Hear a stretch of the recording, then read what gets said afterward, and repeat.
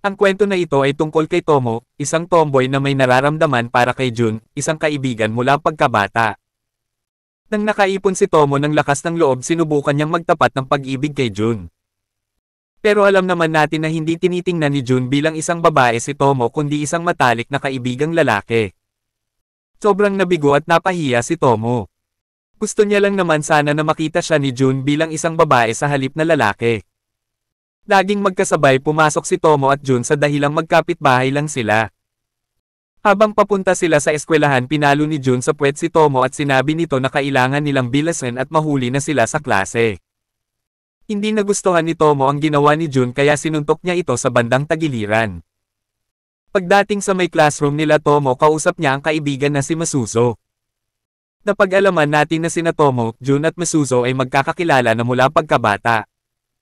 Humingi ng tulong si Tomo kay Masuzo kung paano siya makikita ni Jun bilang isang babae sa halip na lalaki. Tinabi sa kanya ni Masuzo na tumigil na siya sa pakikipaglaro sa mga lalaki at subukan niya ng magsalita na parang babae. Habang magkausap si Tomo at Jun, nagsalita si Tomo na parang babae at napatawa bigla si Jun at sinabing para kang matanda magsalita. Biglang na-shock si Tomo sa sinabi ni Jun.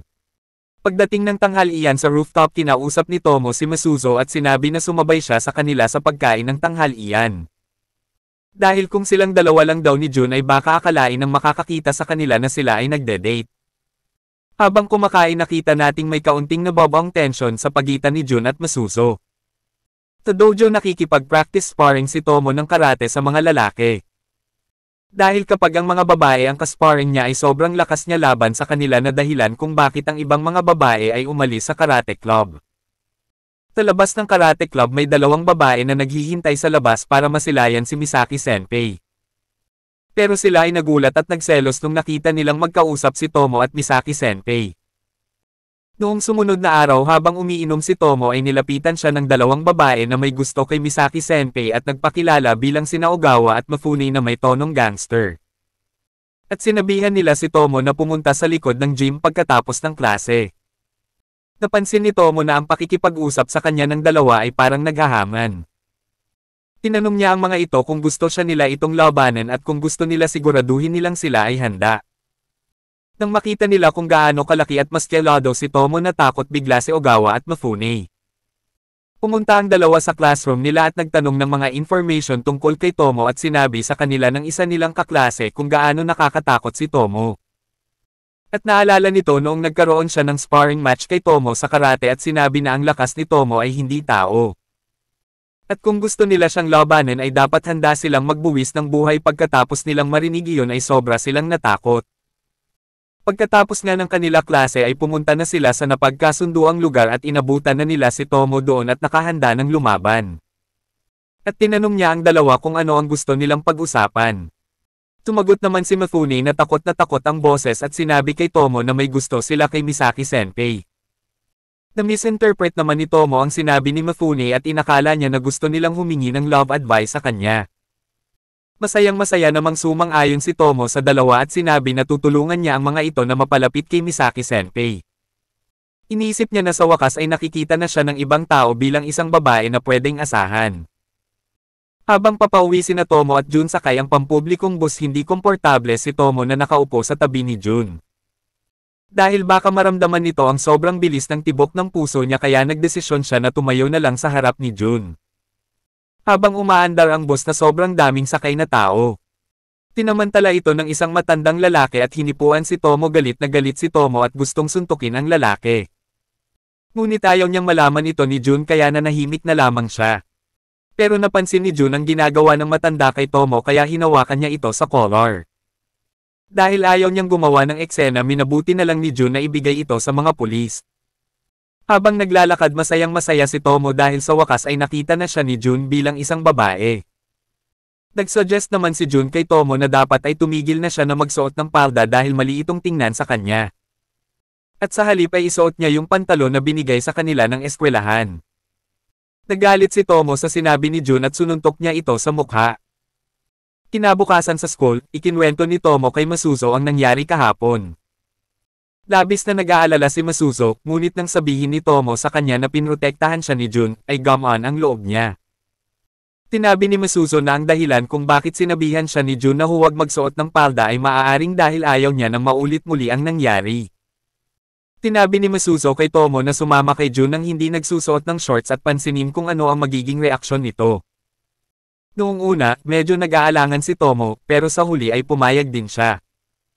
Nang makita ni Jun sa unang pagkakataon na walang shorts si Tomo, nablangka siya. Kabuong araw na iyon, sinusubukan ni Jun ang lahat upang maiwasan na magtagpo ang mga mata nila Tomo habang sila ay naglalakad. Si Jun ay naglakad ng mas mabilis kaysa karaniwan. Lahat ng kakaibang aksyong ito na ginagawa ni Jun ay medyo kinagulat ni Tomo. Nang lumapit ito sa kanya para magtanong. Isang malakas na simoy ng hangin ang dumaan at umangat ang palda ni Tomo. Nawala ng malay si Jun nang makita niya ang ipinagbabawal na hiyas. Pagkatapos niyang gisingin si Jun ay humingi ito ng paumanhin sa kanya. Hindi niya dapat sinabi kay Tomo kung ano ang dapat niyang isuot. Ayaw niya lang sana siya magsuot ng nakakahiya dahil nahihirapan din siya. Laking gulat ni Tomo nang makita ang gayong hindi nakitang reaksyon mula kay Jun. Kinabukasan ay nakita natin ang kaklase ni Tomo na si Carol na napapaligiran ng mga lalaki. Pagpasok pa lang niya sa klase, namanghas si Tomo nang makita kung paano naakit ni Carol ang napakaraming lalaki. Iniisip niya kung dapat ba siyang umarte sa kanya kung gusto niyang tretuhin siya ni Jun na parang isang babae. Nalaman namin na si Carol ay fiancé ni Misaki-senpai. Nang mapansin ni Carol kung gaano kalapit sina Misaki at Tomo, pinuntahan niya si Masuzo para tanungin kung paano niya matatalo si Tomo. Bilang kapalit, bibigyan niya ng cake si Masuzo. Gusto ni Masuzo na pagandahin ang mga pangyayari kaya sumang-ayon siya. Tinabi niya sa kanya na pumunta at hilingin kay Jun na tulungan siya. Pinuntahan ni Carol si Jun at hiniling na tulungan siya nitong talunin ang kanyang kaaway na hindi alam kung sino ang kaaway nito. At sumang-ayon naman si Jun. Sa sumunod na mga araw, magsisimula ang kanyang pagsasanay. Pinagawa ni Jun ay magpatakbo, pag-push up at sit up, ngunit hindi niya magawa. Noong tinuturuan siya nito ng pagtatanggol sa sarili, nahuli sila ni Tomo. Ang kaaway pala na tinutukoy niya ay si Tomo. Nang makita ni Tomo silang dalawa na magkasama, ay nagalit si Tomo at hinawakan ang kwelyo ni Jun. Nang makita kung gaano kalakas si Tomo, huminto na si Carol sa pagsasanay. At nagdesisyon si Carol at sinabi niya kay Tomo na tapos na siyang maging kaaway at umalis na siya sa pagsasanay. Parehong nabigla sina Jun at Tomo sa nangyari. Katulad ng pangako ni Carol, binigyan niya ng cake si Masuzo. At sinabi niya na simula pagkabata niya, wala siyang nagiging kaibigan. Iniwasan siya ng lahat ng mga bata dahil medyo iba siya sa kanila. Pinayuhan siya ni Masuzo na maging kaibigan si Tomo. Si Carol ay hindi masyadong kumpiyansa. Nagtanong siya sa isip niya pagkatapos ng lahat ng masasakit na bagay ng ginawa ko. Tatanggapin niya pa kaya ako bilang kaibigan. Sumagot si Masuzo na si Tomo ay isang babae na itinuturing siya bilang isang matalik na kaibigan, kaya hindi siya dapat mag-alala. Kinabukasan, hiniling ni Carol kay Tomo na maging kaibigan niya si Tomo. Nang walang pagdadalawang isip, maliban kay Carol na masaya sa labas ng klase na nakatingin kay Masuzo. Tinabi ni Tomo na napakaswerte nila na napapaligiran sila ng napakaraming lalaki. Sabi ni Jun. Siguro dahil cute silang dalawa, pabirong tanong ni Tomo kung may nararamdaman ba si Jun kay Masuzo bilang tugon, sinabi ni Jun sa kanya, well, hindi ngayon, pero hindi mo ba naaalala? Nagde-date kami ni Masuzo noong middle school sa sandaling napagtanto niya na ito ay isang sikreto. Tinakpan ni Jun ang kanyang bibig, ngunit huli na ang lahat. Nabigla si Tomo sa sinabi ni Jun, magkarelasyon sina Jun at Masuzo. Nanlumos si Tomo. Tinanong ni Tomo na bakit nilihim nila sa kanya yung relasyon nila. Tanong niya. Kahit alam mong may crush ako sa kanya, sinabi sa kanya ni Masuzo na dati pa yon bago pa niya sabihin na may gusto siya kay Jun. Tinabi sa kanya ni Masuzo na 3 araw lang iyon. Kaya naman wala silang oras na sabihin sa kanya sa loob lang ng 3 araw. Tinabi ni Masuzo na ang 3 araw na iyon ang pinakamahirap na oras para sa kanya. 2 oras kaming nagbibisiklete para lang makita ang araw sa ibang tanawin, at pagkatapos ng 3 araw, parehas na pagod ang katawan at pag-iisip niya. Tinanong ni Tomo kung naghalikan ba kayong dalawa o may ginawang iba. Tiniguro ni Masuzo na hanggang hawak kamay lang sila. At iyon na ang pinaka-naging physical contact nila. Pagkatapos ng klase. Habang pauwi. Tinanong muli ni Tomo si Jun kung may nararamdaman ba siya para kay Masuzo o sinumang babae. Tiniyak ni Jun na wala siyang gusto. Kinabukasan sa paaralan, nakilala ni Jun si Misaki Senpai. Bigla niyang naalala na magkasamang mag-training si Misaki at Tomo sa karate club at nagseselos siya. Nang sinubukang makipagkamay ni Masaki. Inampis siya ni Jun sa ulo. Nagalit si Tomo kay Jun at tinanong kung bakit niya ginawa iyon. Tinabi sa kanya ni Jun na reflex lang ito. Tinabi ni Tomo kay Jun na humingi siya na tawad kay Masaki Senpai saka lang siya sasama sa abangan ng boss. Pinapanatili ni Masaki Senpai ang kanyang distansya mula kay Jun dahil natatakot siya sa kanya sa loob ng boss. Tinabi ni Jun kay Masaki Senpai ang tungkol sa pagkakaibigan nila ni Tomo. Pagkatapos ng ilang chat, naintindihan ni Misaki Senpai si Jun at naisip na baka hindi naman siya masama. Sumunod na araw sa paaralan, sinabi ni Masaki Senpai kay Tomo ang tungkol sa pagbabahagi ni Jun habang magkasabay sila sa bus at sinabi niya na medyo naiintindihan niya na si Jun. Masaya si Tomo ng ilang oras. Tinatanggihan kasi ni Tomo sa tuwing hinihiling ni Jun na umuwi sila ng magkasama.